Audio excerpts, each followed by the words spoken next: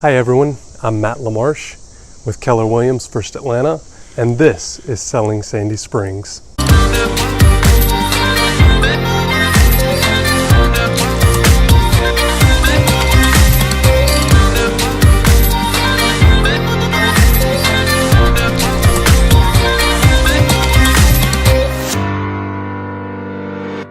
So anyway, we'll start out with who you guys are and what you do. My name is Karen Lee, and my company is Karen Lee and Associates. This is Daniel, my associate, and also my son. We are financial planners. I've been in the industry for 33 years. The last 16 of those have been here in Sandy Springs. Actually, I take that back. 28 of those years have been here in Sandy Springs. Wow. Yeah.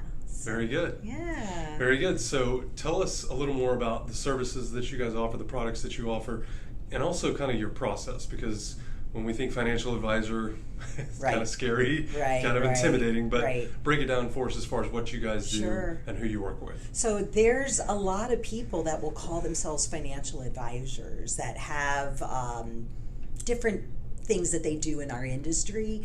It's a relatively unregulated term. So we call ourselves financial planners, but really anybody could say that. You could sell insurance and call yourself a planner. You could just be a stockbroker and call yourself a financial planner. So let me explain what we consider to be true financial planning. Sure. So I liken it to building a house.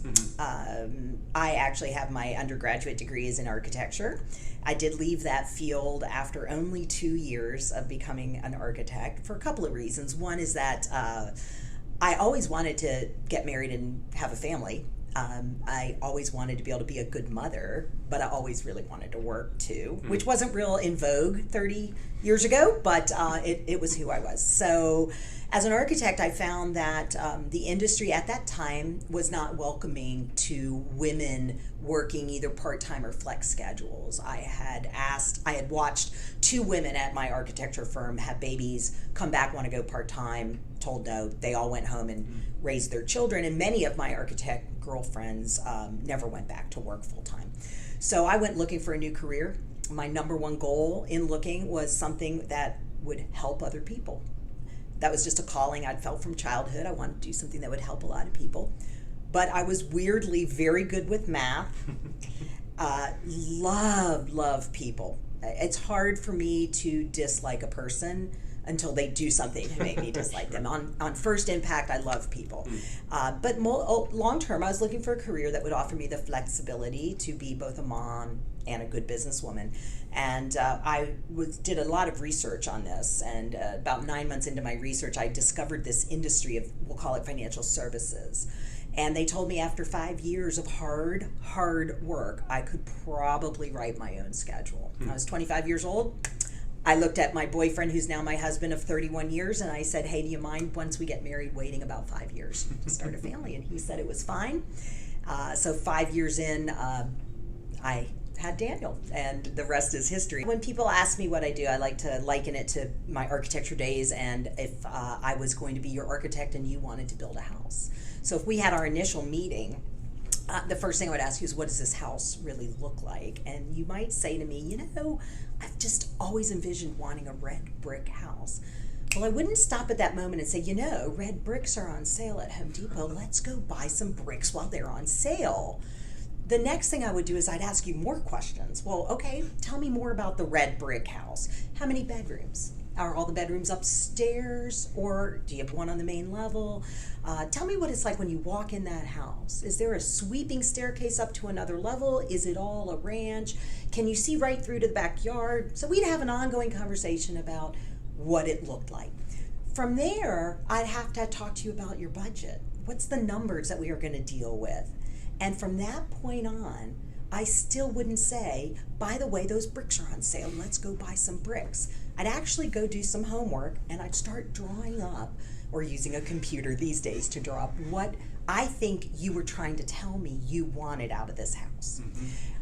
We'd get back together. We would go over that plan, and we'd have a meeting of the minds. Did I accomplish it or not? And you'd probably say, well, I like this part. This isn't quite right. Make this smaller, make this bigger. Maybe I do want one more bedroom. Maybe I do want a bathroom.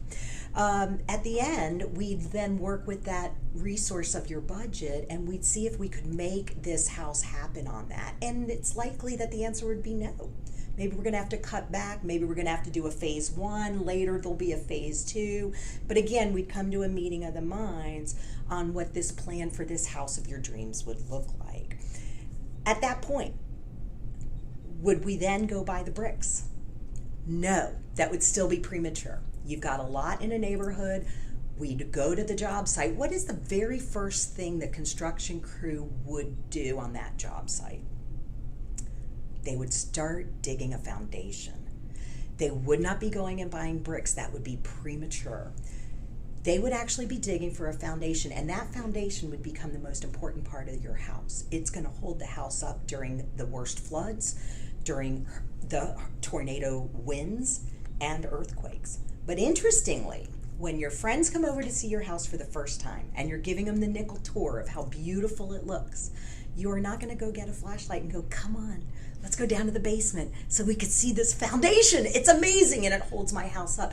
No one will ever see it, but it's the most important part.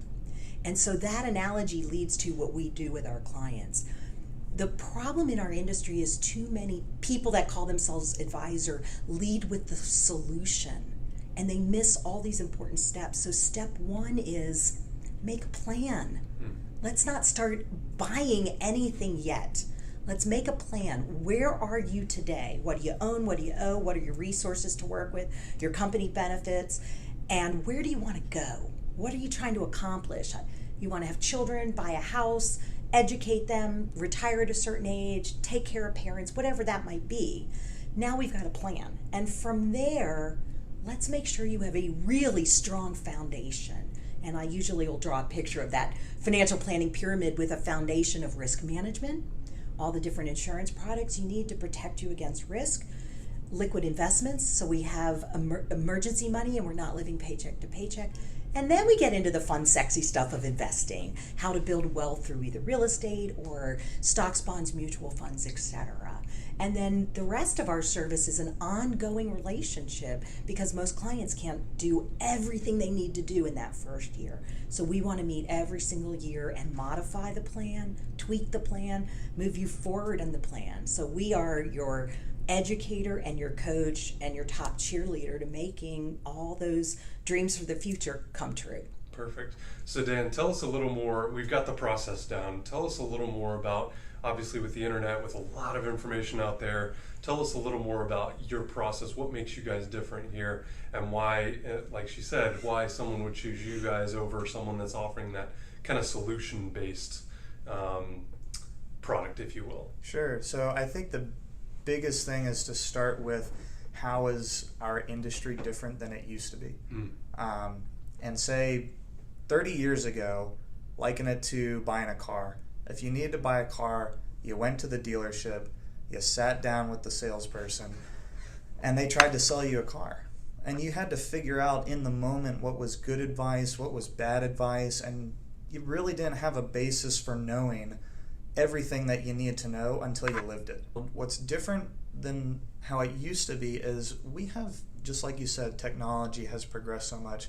All the information we need is at our fingertips. But what's good information and what's bad information? So today, we're not selling our clients a solution. We're telling them about everything that's there that they don't know about, or everything that's there that they know about that wasn't good information.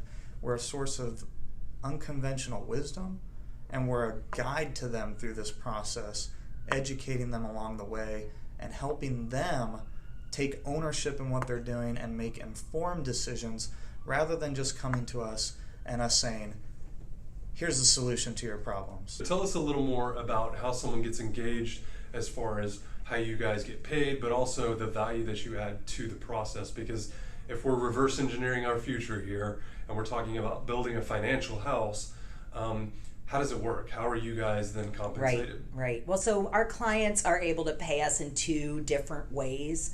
We offer both fee-only and fee-based services. Our securities and advisory services are offered through LPL Financial.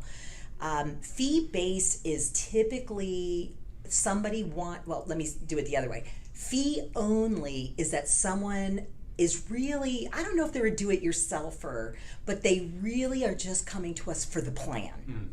They've done a lot already on their own. They feel like they're in good shape, but they've never worked with an advisor, and probably they really don't want to.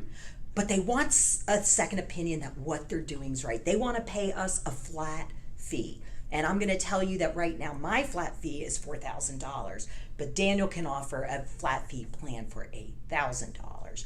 And we're willing to work with people on all that. So that's another way I like to put that is, if you want to come to us for our advice purely, then that's the way you engage us, is fee only.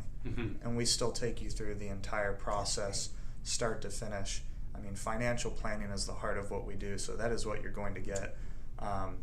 But if you just want someone to be checking what you're doing and giving you advice on how to do it, but you want to do it yourself, that person pays us for our expertise. And also for those people that choose fee only, if they want to keep coming back every year, every other year, we'll reduce that future fee because it's much easier after that first year to just give them a checkup.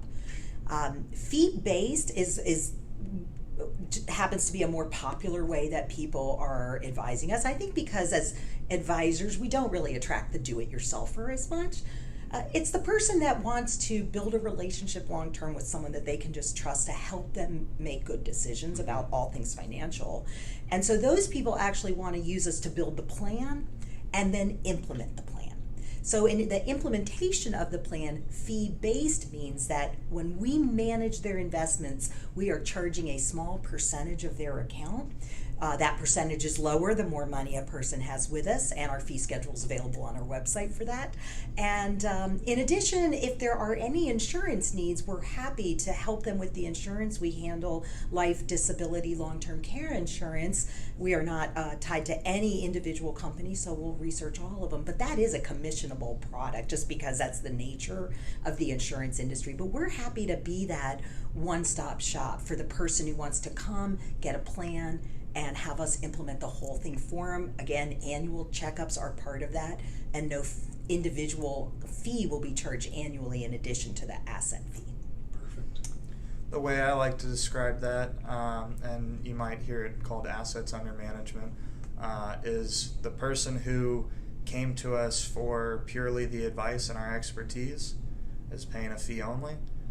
The person who wants us to implement it for them, i.e. they recognize the value of not only advice from someone who does this all day, every day, but the value of economizing your own time, so that they can spend less time doing this, which they're probably not even that interested in other than the result that it can provide them, but spend more time with their family or whatever it is that's working on more their own important business. working on their own business, traveling, whatever it is that makes them fulfilled. I do always say that people that come to us I work with doctors and lawyers and some of the smartest people I've ever met. It's not that they couldn't do this, it's that they choose not to, and that's fine. I choose not to do surgery on myself. I choose not to clean my own teeth, but to go to a dentist, right? So those are the kind of clients that we're looking for. So let's talk a little more about you guys as far as the business, but also you guys individually as far as your connection to this area, the restaurants you like, what you guys like to do in this area. So right after college, I moved to Atlanta and lived here only for 1 year and then moved away for a couple of years while I was re-engaging with my boyfriend, who's now my husband of 31 years. In 1990, we were making a decision of where did we want to locate to from where we were. We were in Chicago, very expensive, very cold, and we just decided I said, I want to be back in the South, and I'd loved the year I'd lived in the Atlanta area. So we looked at several other places. We decided on Atlanta. When you look at Atlanta, we were just always drawn to sort of this area north of the perimeter between 75 and 85. Sandy Springs sits right there, and there's just so much this area has to offer. It's not in downtown and midtown where it's even more crowded, but it's still a hub. It's easy to get to from the north suburbs, from the east and the west, even from downtown in the middle of the day. It's really not a problem. So from a point of view of where I wanted my office to be, it has always been a location for our clients. In addition, we live in this area, and it's so nice to work within a 10-minute drive without traffic to your home. And quite frankly, in the worst of the traffic, it might take us 25 minutes. That's not so bad. That's just a phone call with a friend to get me into the office or home.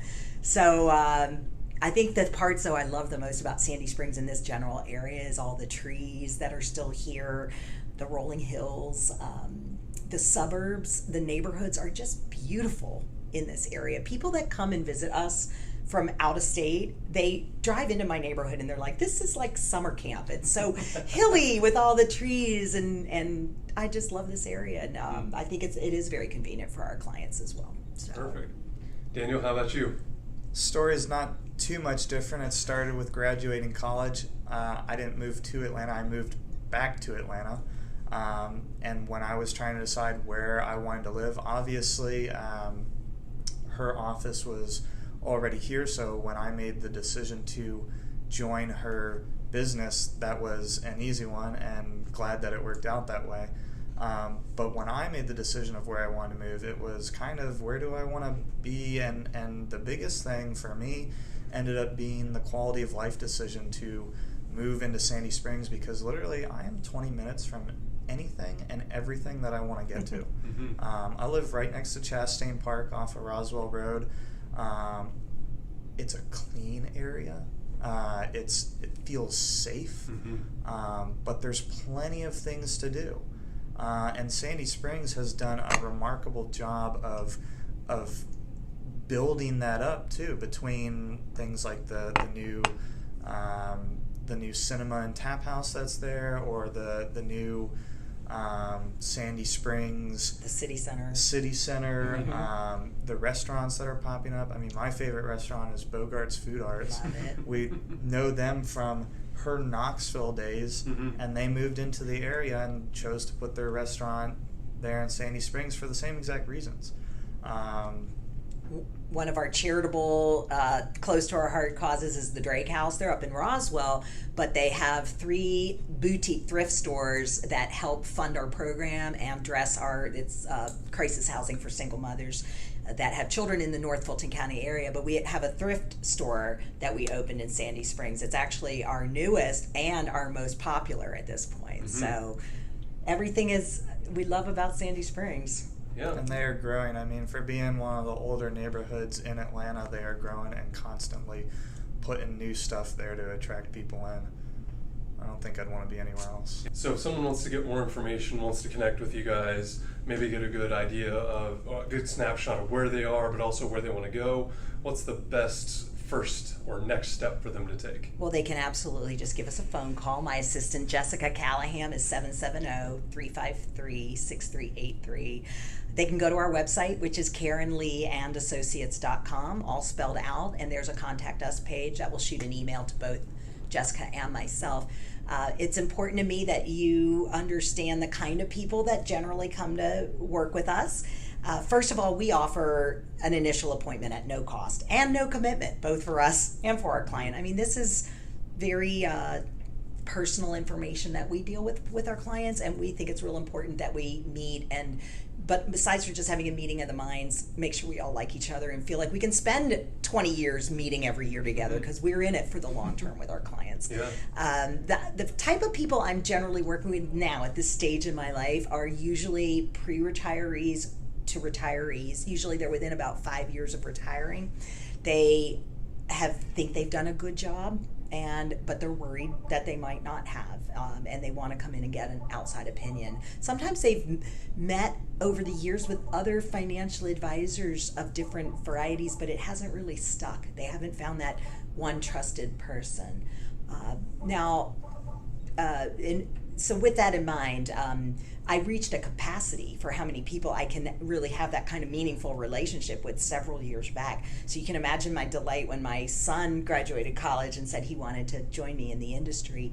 Not only would that double our capacity to help more people, but it reopened for me an area of helping people that was so important to me when I started, which is young families, young people just starting out in life. Because the truth of the matter is, if you can grab someone right out of college and teach them good financial skills, you can save their life, instead of coming to me in your 50s trying to figure out what you can do to save it. So it's been wonderful to have Daniel come aboard, and I'll let him tell you more about the kind of people that he's looking to work with.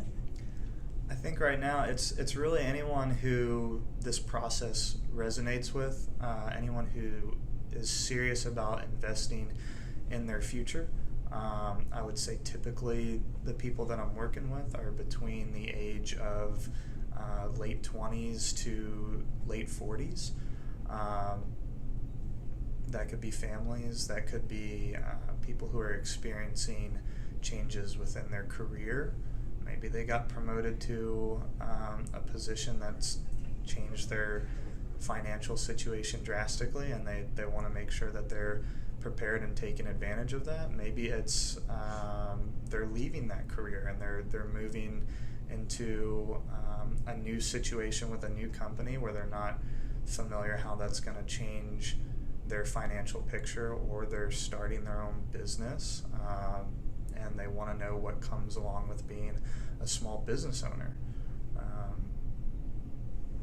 It's funny because I've never met a person in my entire life that wouldn't benefit from financial planning. I mean, everybody needs it. Right. It's what are the things that trigger people to think they need it now? Mm-hmm. Because most of us want to procrastinate about dealing with our finances and our health. So what are the things that sort of trigger it? I think for the younger age, it's I'm about to buy a house, I'm about to have a baby, I'm about to get married, I just got a new job, I'm going to start my own business. At my stage of life, it's how do I get these kids through college? How can I plan for my own retirement? A parent just died and I've inherited some money and I don't know what to do with it, or a parent needs help and guidance. Right now I'm helping one of my clients just navigate the long-term care decisions, or in his case about his wife, who's about 70. And in some cases, just last year, a couple of clients, long-term doctors and veterinarians whose businesses got bought by a corporation, and suddenly they're coming into a sizable sum of money and their earnings are now going to be diminished and they're on their way out. So how do they orchestrate that big decision? So those are the kind of people that generally say, oh, now I need it. Sure. Well, and just like you said, everyone needs this. Right. It's just a matter of when and on what level. And getting motivated. Absolutely. Getting motivated. I want to speak to that too, to the point that everyone needs this. I mean, it's applicable to everyone. Not all advisors are accessible to everyone. I feel like we right now kind of are, but it doesn't matter if it's us or anyone else. Someone should have a financial advisor in their life. And then the other thing is they really need to be a CFP, or at least in the process of gathering that, because I don't think you can call yourself a qualified financial planner unless you have that and know everything that comes with being a CFP, from the depth in which we analyze resources and problems. We are always putting our clients' interests first. Agreed. Go right in. Yeah. One thing that we've experienced in our work with our clients is that they don't all come from the same backgrounds. They have very different childhoods and money stories is what I call them. In my case, I was raised by an immigrant and a woman whose father died when she was extremely young, and so a lot of people here in Atlanta are familiar with Thomas Stanley's book, The Millionaire Next Door. So I was raised by them. And what happened was all three children of my family grew up to be very fiscally responsible, millionaires in their own rights, without ever having super high paying jobs, just living beneath their means, doing all the right things. I discovered in my career that a lot of my clients didn't have that. And so they didn't even have the right skill set. I actually wrote a book called It's Just Money. So why does it cause so many problems? I wrote this because I was frustrated and was trying to get a handle on why certain people had specific traits around money that were self-destructive, and why certain relationships were so challenged over money issues. It's interesting because as I brought my son into the business, he's now experiencing the same thing where, gosh, I didn't teach him everything he needed to know about investing growing up, but I imparted a value proposition around money. And so he's easily been able to practice what we preach, which is very important to us. We do everything we tell our clients to do. So from the day he started with me, he's putting 10% in the 401k, even if he could barely afford to live. And he's now experiencing, as he goes out and talks to his peer group, that that's not necessarily the case. Yeah, everyone has a different situation. Everyone is motivated differently. They think about things differently. Maybe they had their parents talking to them. Maybe they didn't. Maybe they've never had someone that was a mentor or a just more knowledgeable individual on this stuff talking to them about it. And I think one of the biggest things that happens with those people is they don't end up doing it. Mm-hmm. Making bad decisions is really bad, but making no decisions might be even worse. So I would hope that people aren't planning backwards, so to speak, waiting for life to happen to them and then, running around like a chicken with their head cut off, trying to figure it out. I want them to have that person in their life, whether it's us or anyone else. Perfect.